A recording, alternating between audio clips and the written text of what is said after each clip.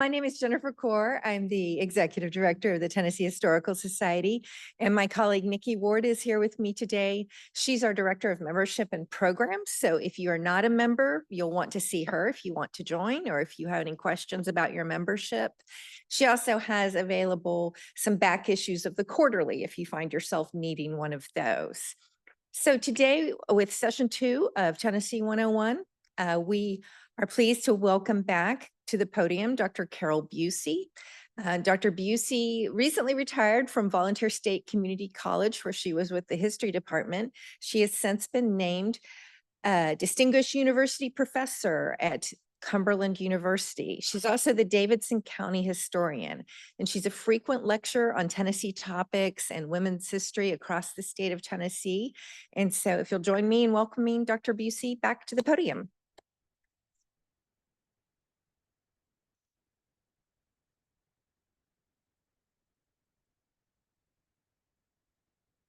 Thank you, Jennifer.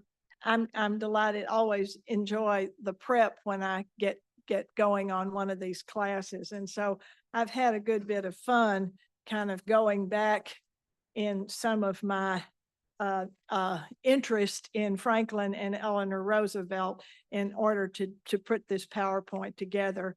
They were in and out of Tennessee quite a bit. And Franklin Roosevelt said that the New Deal project that he felt the very best about was the Smoky Mountains National Park. He really liked that project. Now, before we get too far down into East Tennessee, it's amazing how many people don't know what those 3 stars on our state flag stand for. They stand for the Grand Divisions of Tennessee. And this was put in, I guess, the second constitution of the state of Tennessee when they were creating some judicial districts for the Supreme Court. And so that's why they came up with these grand divisions. And the boundaries are kind of nebulous. The Cumberland Plateau is supposedly the boundary between East Tennessee and Middle, and then the Tennessee River in West Tennessee is the boundary between Middle Tennessee and West Tennessee. So they created these grand divisions, and they never quite realized that this was going to be a political thing as much as anything else. And so here you see what this was all about, these grand divisions. And as you see, the counties here are not necessarily equal here on these maps, but you see what they had, and we still do kind of keep these. Occasionally, there will be a county that decides they want to jump into another grand division, but that never works. It was down there somewhere along the Tennessee River between West Tennessee and Middle Tennessee. So here we've got these stars on our flags, these grand divisions. Now, when I came to Tennessee to graduate school in maybe 1971, we crossed the bridge at the Mississippi River, and there were these various signs up there, but this one was particularly irritating to Winfield Dunn when he became the governor, because it says, "The 3 states of Tennessee welcome you." So as soon as he became governor, he got it changed and was determined that we weren't going to be the 3 states of Tennessee, but the great state of Tennessee, which we are, the volunteer state. So hopefully nobody comes up with another idea about what should be on our flag. And here you see the counties. Now, if you've got a phone or a computer, you can look up the names of the counties on your computer, the grand divisions, and you'll see that Middle Tennessee, that's us. We are the state capital after all. We're important, right? So we have more than certainly than West Tennessee or East Tennessee. And a lot of this had to do, especially West Tennessee, with the population of enslaved people who were there, who were not freed when these grand divisions were created. So today we're going to talk about East Tennessee. Any of you grow up or live in one of those, go to college in one of those? So yeah, there's a lot of counties over there, and they all have their own distinct history. And that is why if you have a Tennessee encyclopedia, and even if you don't have the hardbound copy, it's online, and it's really a good reference, and you can find the history of any of these counties, absolutely any of them.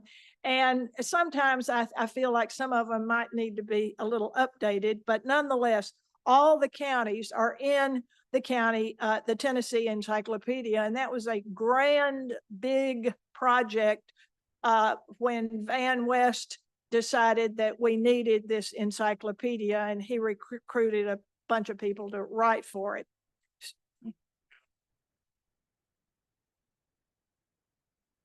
Well,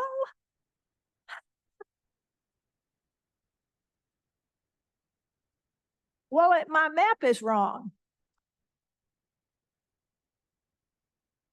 Well, we'll have to figure those out. I will send you a correction when I get home and see this. All right. So here are the new deal agencies that came to Tennessee. The Tennessee Valley Authority was the very biggest one, and it spent the most money here and really improved the quality of life in East Tennessee.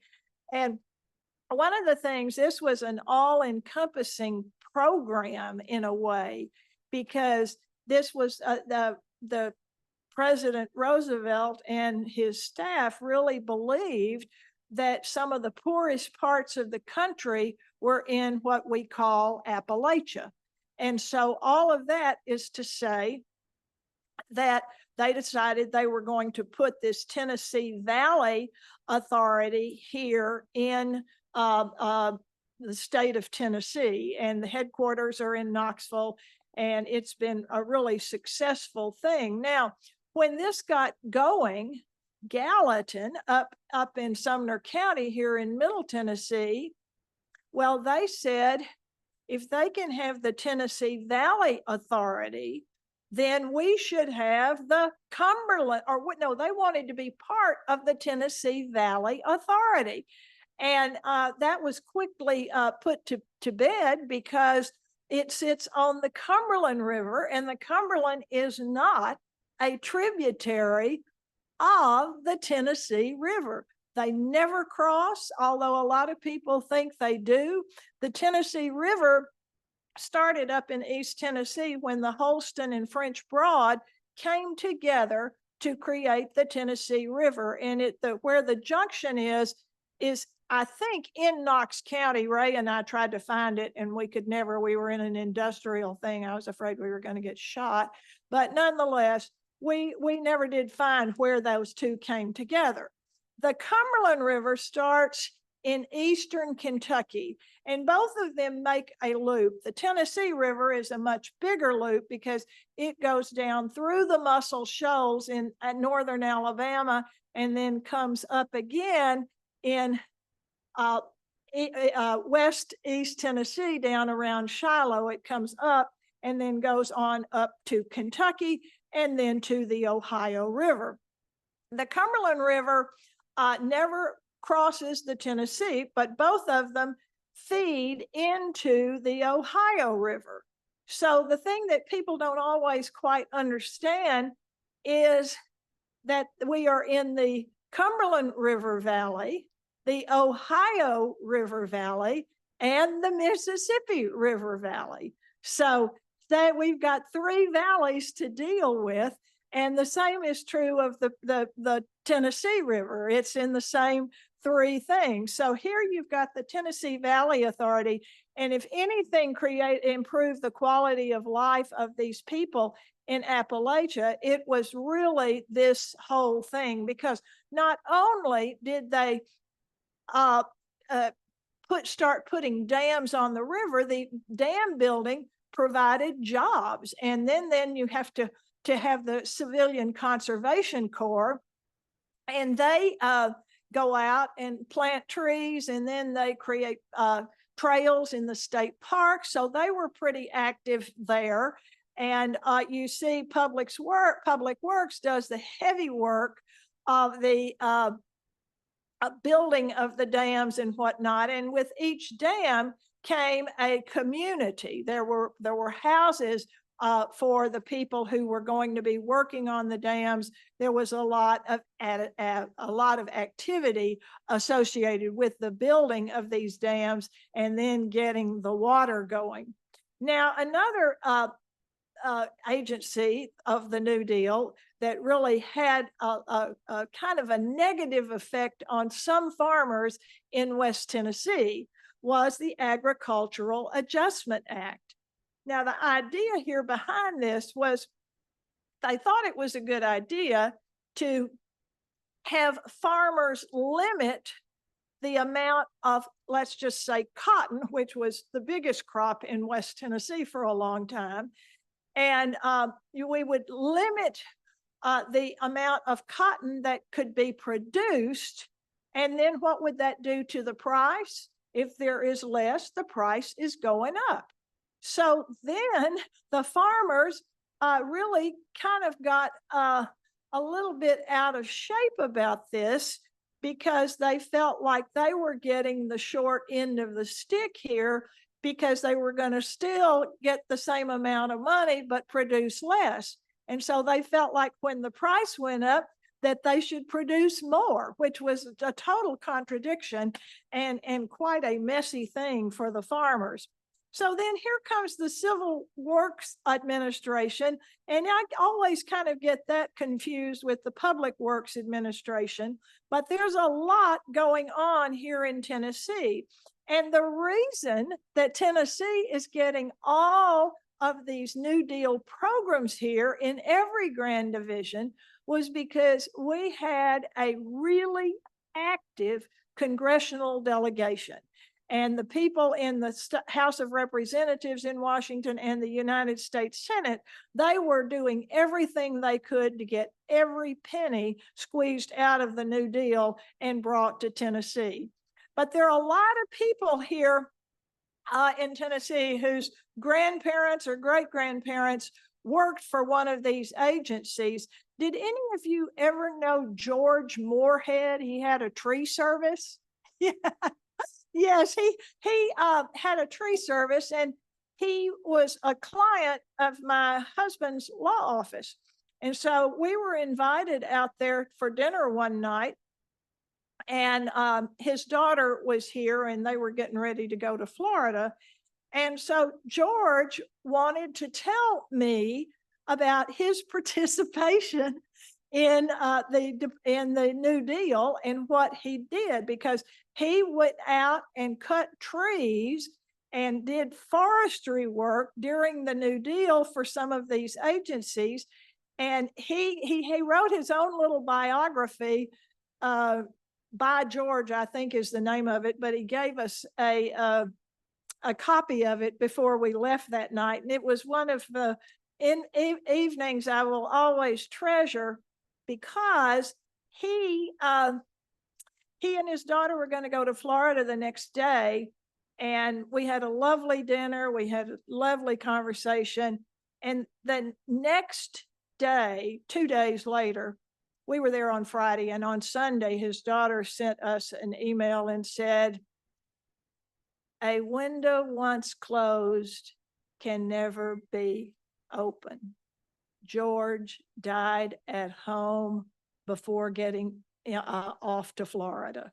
And his book is really quite entertaining. He was a fine writer. So anyway, we've got all of these things coming in, trying to keep the kids occupied with something to do.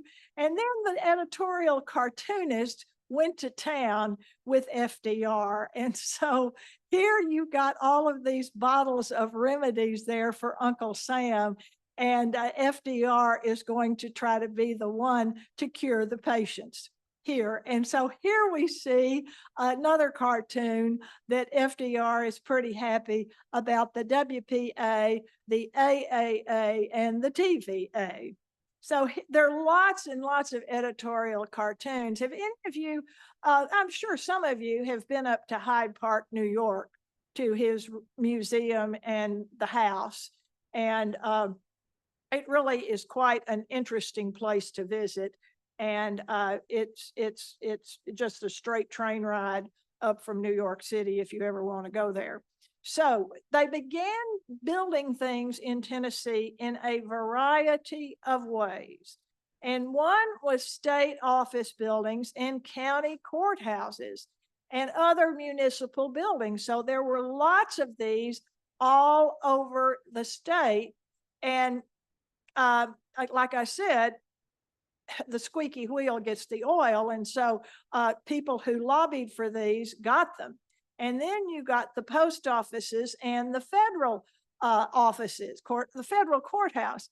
The post offices were paid for by and large from money from the Treasury Department, not from the New Deal.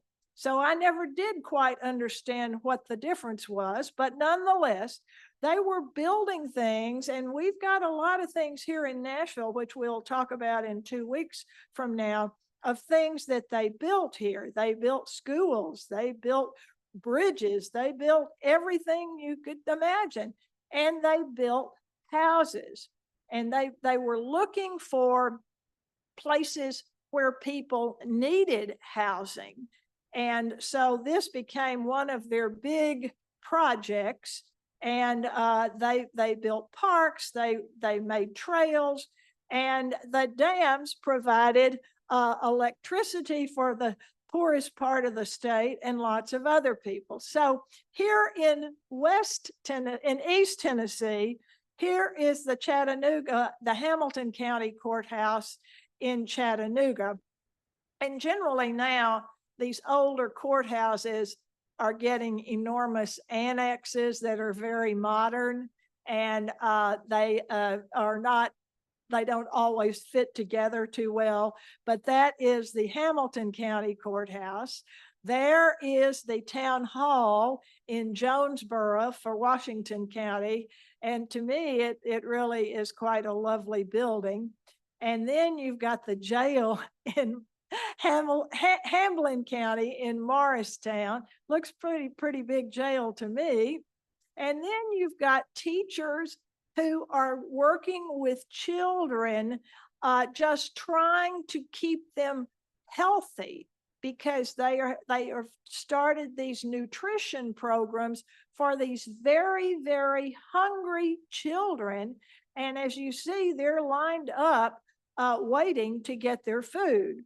So here we've got everything you can imagine. Central High, here you can see the WPA built. You've got a Knoxville National Cemetery cleanup and improvements made by the Civilian Works Administration.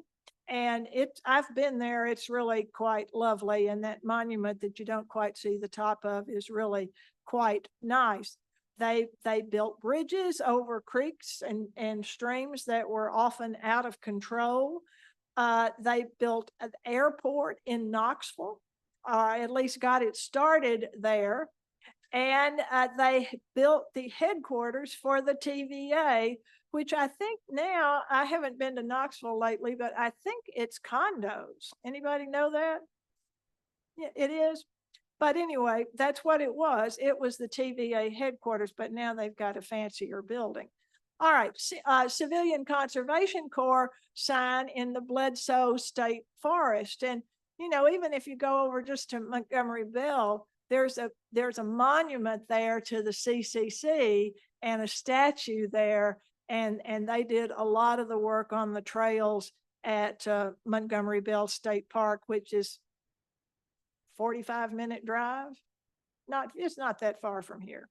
So anyway, you've got all of the beauty of our state, and the New Deal did nothing but enhance the knowledge of these sites and encourage people to take advantage of the beauty of the place.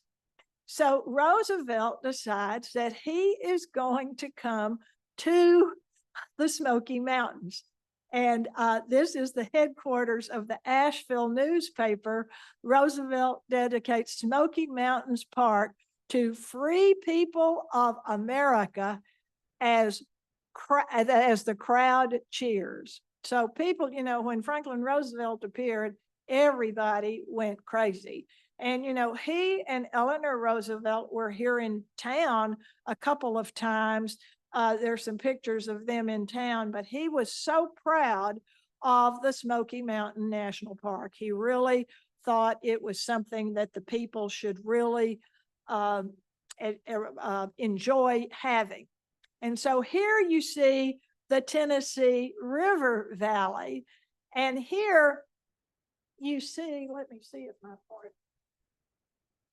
If you see the Tennessee River,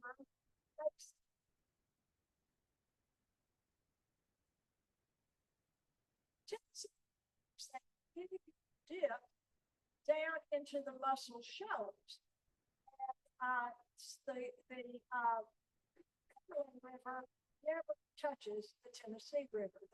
Both kind of these big J's there.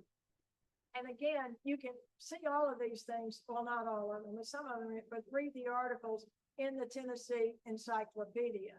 Now there you see the TVA dams, and you can see the ones down there in the Muscle Shoals. And I don't know what a shoal is or not, but it's a place where rocks come up very near the top of the surface of the water, and they're very dangerous. And that's what, when John Donaldson came way back then with the women and children, they were on these flat boats, and they had to maneuver those things over those rocks.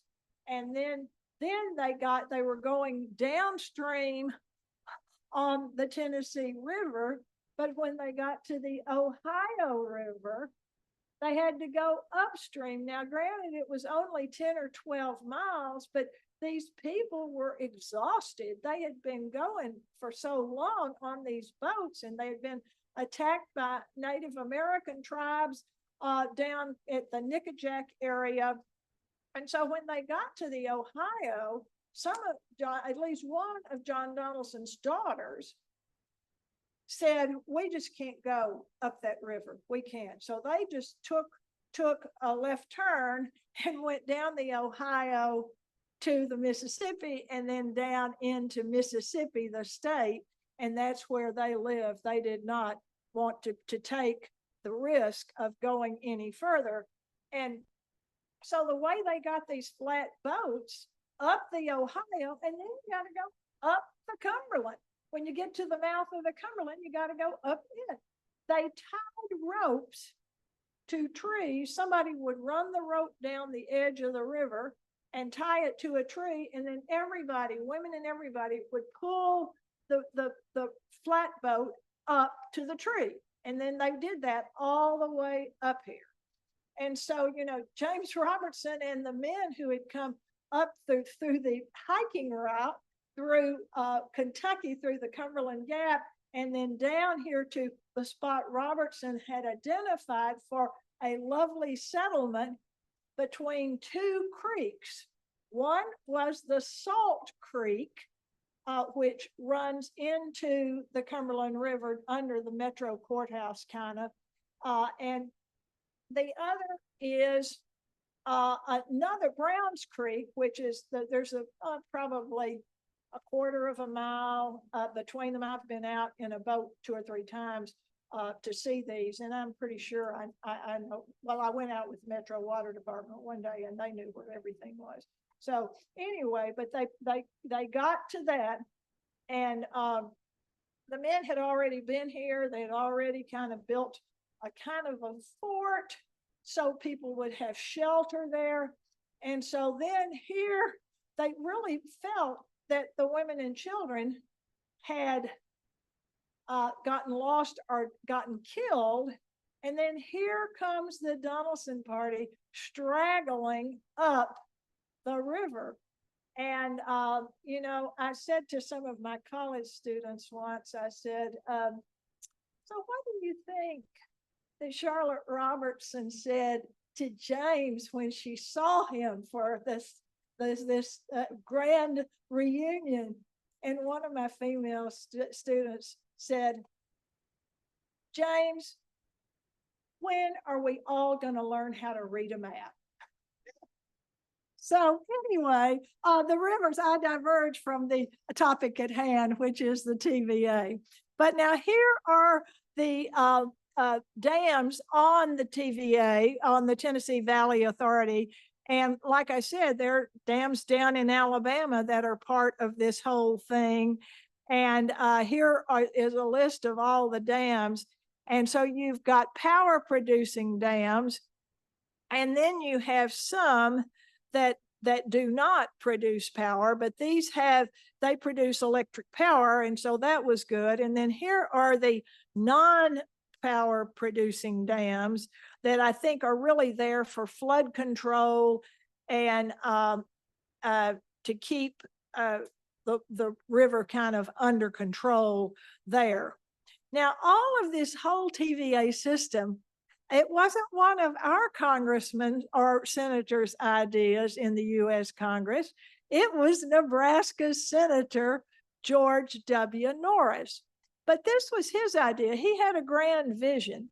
He thought they could come to Tennessee and do this first, create these dams on these tributaries of the Tennessee River, and then there would be river authorities on all the major rivers in the United States. So that was his plan, and he never really achieved it, but that was what he intended for this to do. It wasn't that he was meddling in Tennessee's business, but no one from Tennessee really thought much about that. So here you see George Norris to the left of Franklin Roosevelt and Representative John Rankin there to his right. But that was what they were working on, and they were building these dams, and these were jobs programs. They were really, they provided great housing. They did all sorts of things. And then the CCC comes in, and you've got these young guys who are doing everything they can to clear forest and whatnot, and make trails in what's going to be the state park system. Now, how many of you have ever been to the Cumberland home sites? It's really fascinating. And this was one of Eleanor Roosevelt's favorite projects, because this is at Crossville, Tennessee. There's an interstate exit for it. And what they wanted to do was build, I dare not say affordable housing, because that's a big controversy in my neighborhood right now. But nonetheless, they wanted to build houses, and what the whole purpose was, the family would help build each of these houses. And it's been very well preserved. And some people now are living in some of these houses there at the Cumberland homesteads.